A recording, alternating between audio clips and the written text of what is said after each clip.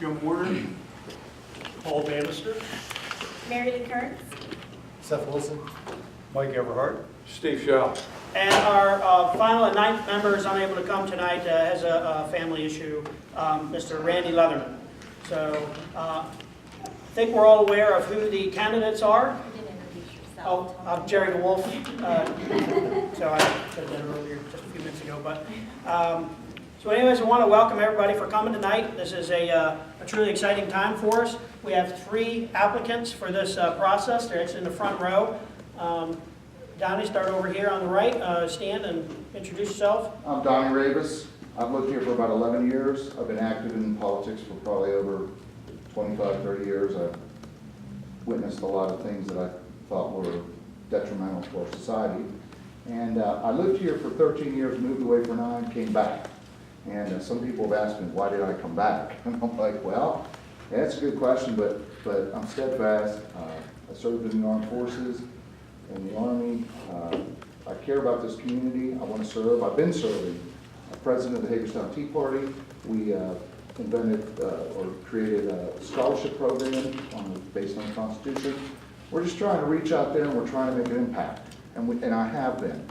I had an integral part with Brett Wilson, Citizens for Brett Wilson campaign. I was his co-manager and treasurer. And I'm really glad that he was appointed our circuit court judge. That's really big. That's going to have such an impact. It's unbelievable. So when you look back years ago and you look to where we've come, we've got some really good candidates. We've got good leadership. I can't say enough about that. It takes work. Everybody here just showing up shows that you're involved, and I can't commend you enough for that. I commend the Central Committee on their job because they've got a tough decision to make. And all I can tell you is I'm happy to serve, and that's what I do. 24/7. I live, eat, breathe this stuff. It's important. I know what's at stake. And if we can better Hagerstown, I'm all for it, and that's what I'm here for. Thank you. Thank you, Donnie. And we're going to give the candidates their time as they signed up to talk. But Mr. Paul Quarterman, do you want to stand You said up all and the say a couple time, words? outside of this time? Yeah. Okay, all right. I'm Paul Quarterman. Nice to see everyone here this evening. And I'll wait till that time so I can talk some more. Thank you. Ms. Laura Herrera. Hi, I'm Laura Herrera. Great to see everyone. I look forward to talking here shortly. All right, well, thank you. All right, we have a sign-up sheet. I have just one list here. 12. That's one more than the Board of Education hearing, so it's exciting. We're moving up. So in order, we have Ms. Laura Herrera. Laura, could you just please come up, and we did request in our email earlier that when people come up to speak in the order, please state your name and your address, where you live, and to be. So Okay. Great. Should I face the audience or you guys or? wherever. It's fine. Okay. Great. Oh yeah, sorry, and we are giving everybody 2 minutes, and Mr. Paul Bannister is the timekeeper, so you'll hear the chime, and just after you hear that, since we don't have a whole, 40, 50, 60 people, just, wrap it up, come to a conclusion. Great. Thank you. So first, my address, 1409 Lindsay Lane. So great to see everyone tonight. As you heard, I'm one of the 3 applicants. I'm very excited about this opportunity. It would be a privilege to represent our district. To be honest with you, I haven't previously considered public service, but I feel like our city is at a pivotal time. We had an excellent delegate with Brett Wilson, and I'm ready to jump in and continue his momentum. With the right person representing us at the state level, I'm confident the future is bright in Hagerstown. I'm the best choice to work with the state to bring more funding and opportunities to our district. I was born and raised in Washington County.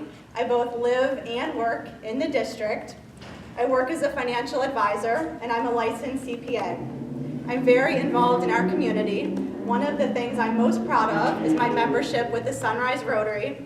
In recent years, I had the privilege to serve as the club president and in other leadership roles. I support many local nonprofits through giving of my time and my money, or both. Earlier this year, I had the opportunity of being a mentor to 3 middle school students at Girls Inc. Tonight, my coworkers are not here because they're next door at Bulls and Bears. They're wrapping Christmas gifts for 30 kids from the Vester Community of Hope. I'm invested in this city, and I'm committed to seeing it grow and thrive. When thinking about applying for this position, I thought of my grandmother. She was born and raised here in Hagerstown, about a mile from where I live now. When I was a young girl, she reminded me, to whom much is given, much is expected. And she would go on to say, if you have a roof over your head and enough food to eat, then it's your responsibility to help others. I try to live my life with that message in mind every day. And if I'm the delegate, I will do my best to help, support, and represent our district. Thank you.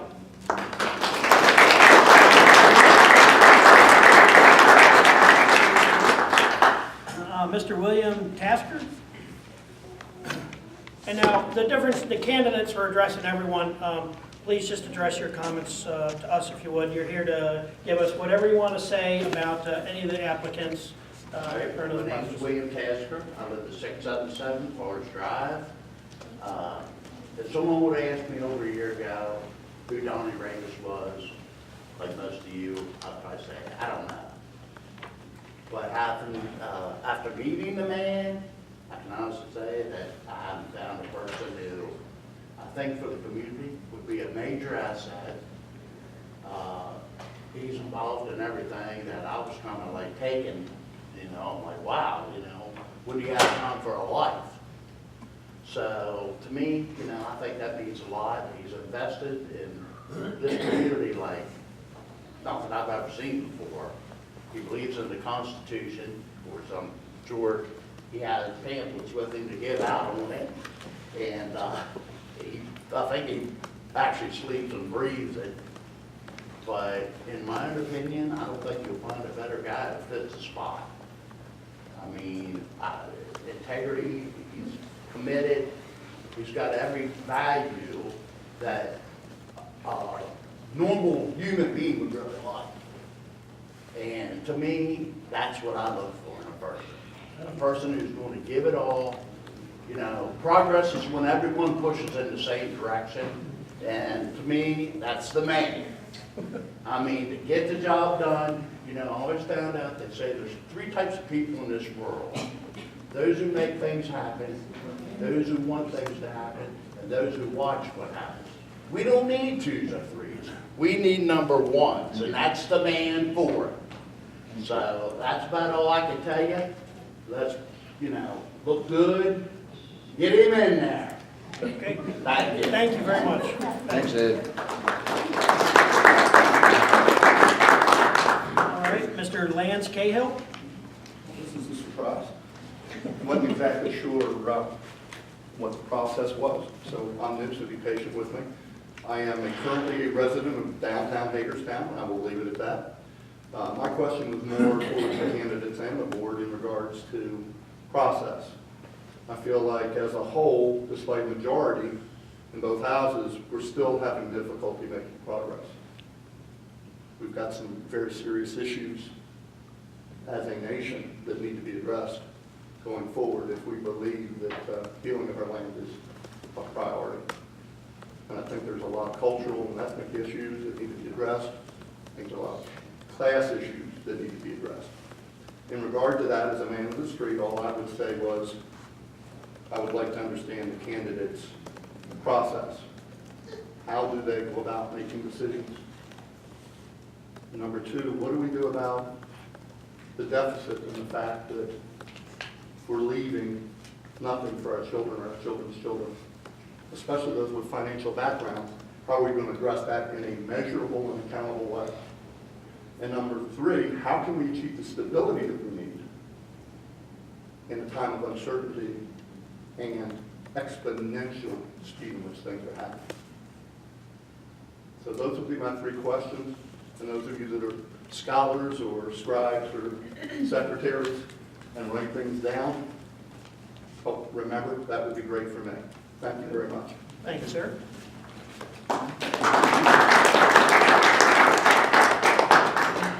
It's Carol Fox Schofield. Schofield. That's Schofield? close enough.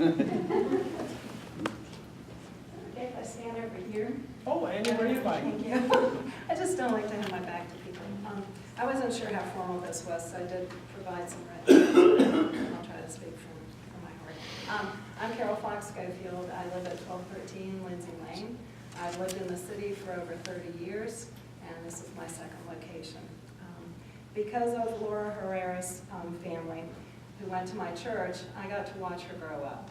So I've known her a long time. It's been my privilege in the last few years to recognize and appreciate her abilities and her intelligence when she became my financial advisor. I must admit, and I'm sorry, Laura, I was a little concerned because of her youth, but that very quickly disappeared. When Laura wasn't sure about something, she would say so and would promptly get back to me. She was a fast learner because she asked questions and she researched. When Laura approached an issue, she asked questions, listened, and I mean really listened. She didn't just look at you and then do what she needed to do. She actually listened. She would clarify verbally what your needs and concerns were, and then she would suggest, she would do some research, and then she'd make recommendations. Her recommendations were always based on research, and she gave you reasons why she made the recommendations she did, but she always reminded you that she knew what your needs and concerns were. Not only have I experienced this, but so has my very cautious and very questioning 96-year-old mother, who at times is very difficult to deal with because she is very old school. But Laura very quickly was able to establish a rapport with her, and my mother now, who has me call everybody else, will call Laura herself. So that says a lot. In more common terms, Laura does not sugarcoat things. She doesn't beat around the bush. She doesn't twist your arm. She doesn't get bent out of shape if you disagree with her. She professionally continues to work with you as a partner and find an appropriate solution. She has always followed up and does what she says she will do. In conclusion, in today's political climate, and it's in both parties, Laura's character and skill set are much needed. She's a team player who would be a true representative of her constituents and would also be a representative of integrity and ethics, doing the right thing. Thank you for letting me speak. Thank you, Ms. Schofield.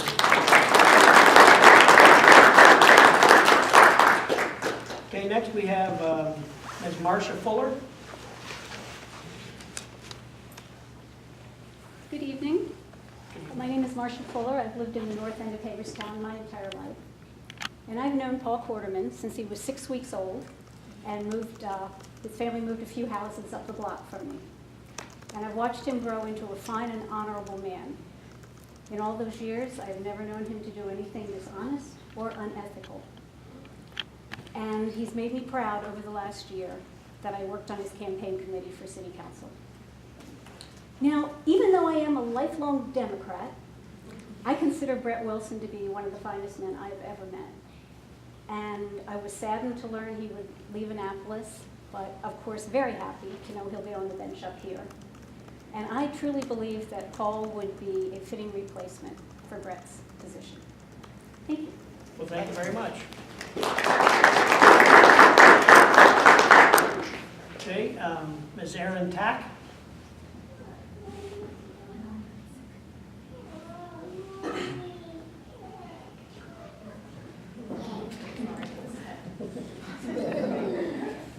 My name is Erin Tack. I live at 42 South Cannon Avenue, just a couple blocks from here.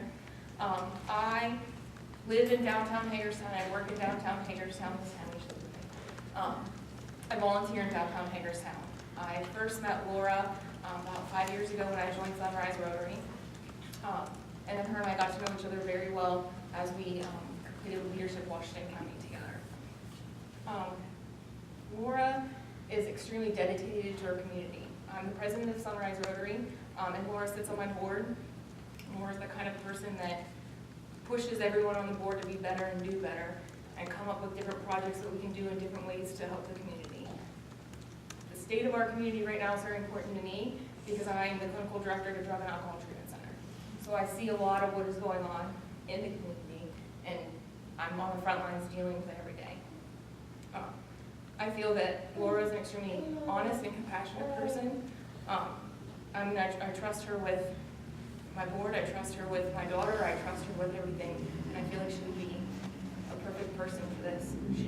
She makes everyone work harder, she makes everyone do better, and I completely support her. Thank you.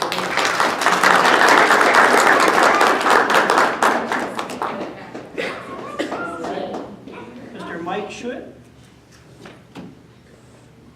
Hi.